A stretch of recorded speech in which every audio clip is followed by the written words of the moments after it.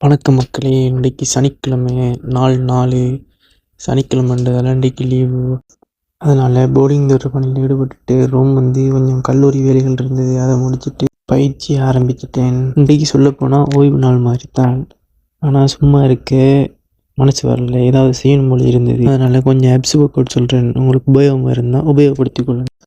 First apps crunches 15 rep 3 set இந்த வீடியோவில் வர மாதிரி பண்ணுங்கள். அடுத்து ஹோலோ பாடி ஹோல்ட் மேக்ஸிமம் மினிட் 2 செட் பண்ணுங்கள்.